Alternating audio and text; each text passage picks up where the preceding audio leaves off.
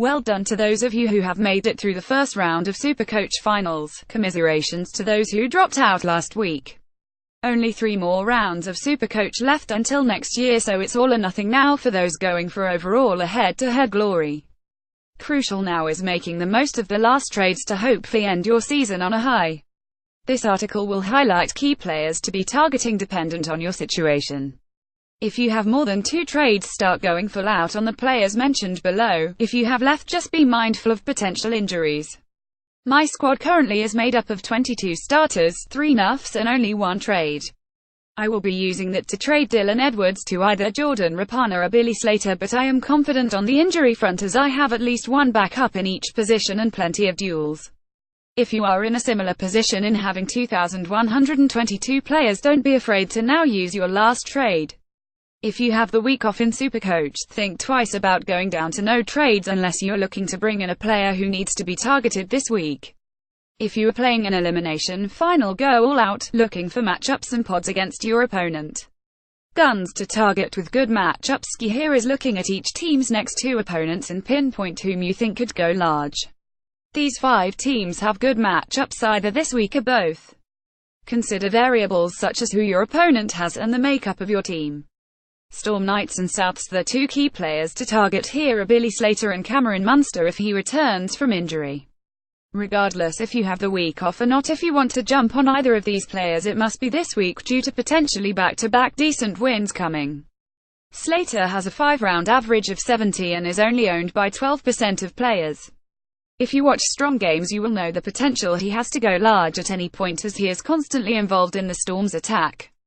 Cameron Munster has missed the last couple of weeks due to an ankle injury but is a Supercoach gun due to his game style.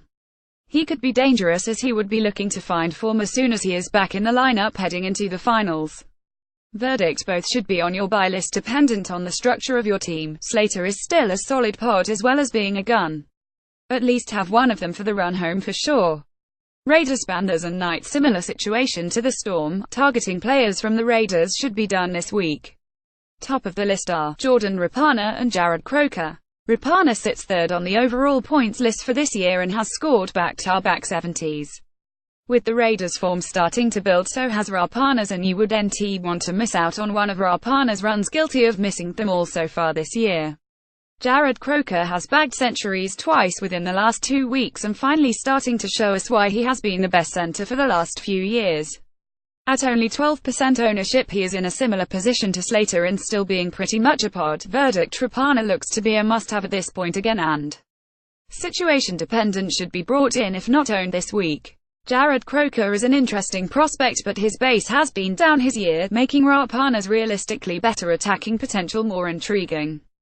Croker never looks out of place in a 17, however. If you are in an elimination final with a trade or 2 to spare, load up on someone from 1 or 2 of these teams. However, be aware that all 3 teams meet top 5 opponents next week.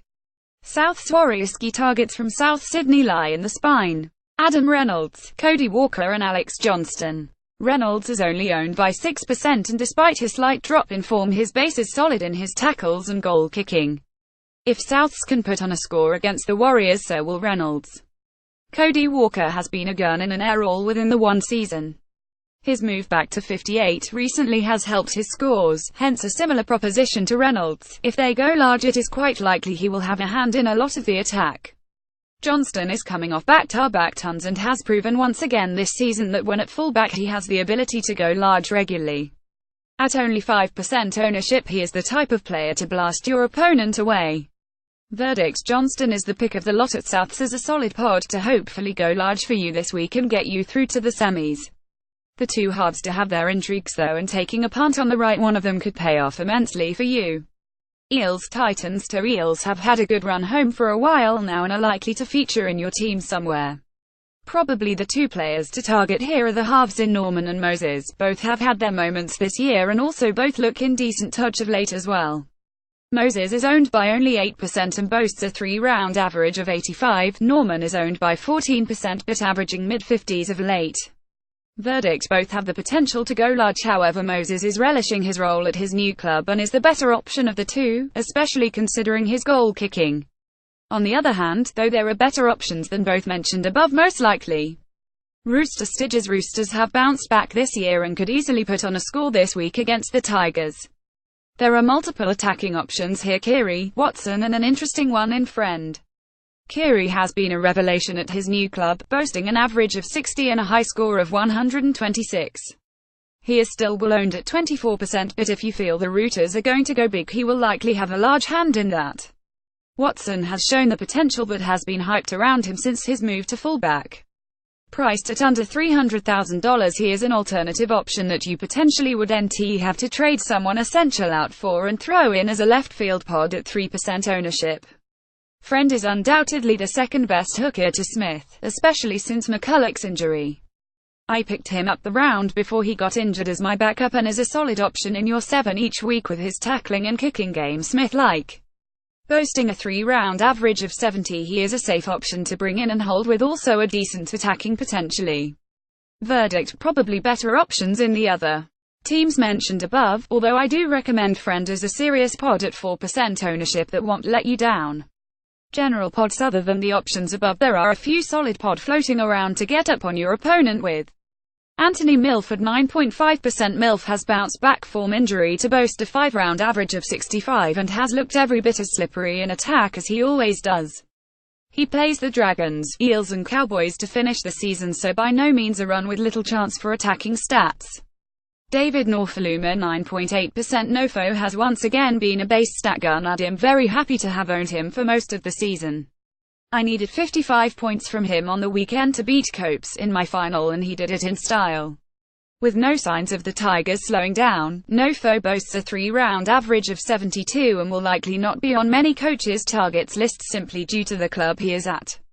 Tim Lafai 5.3%. Lafai has come down in price dramatically, now sitting in the mid $300 Ks, being part of one of the more dangerous left-hand attacks in the competition in conjunction with a solid base continues to make him an interesting prospect. They play the Broncos, Panthers and Bulldogs to finish off their season, so similar to Milford, not necessarily the hardest run home, could be a solid pod to the main CTWs most coaches are targeting. Mitch Barnett 2.2%. I mentioned him last time as my pick for the best forward pod over the final rounds, and he has certainly delivered. Boasting a 3 and 5 round average of 73, a solid base as well as the potential for attack.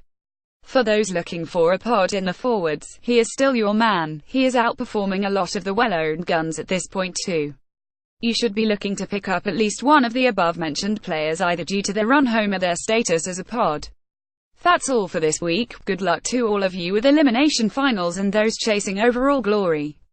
Any questions, feel free to leave them in the comments. How are you tracking in the run down to the end of the Supercoach season? Let us know in the comments below. Want to share your opinion? Why not write for us? Previous post next.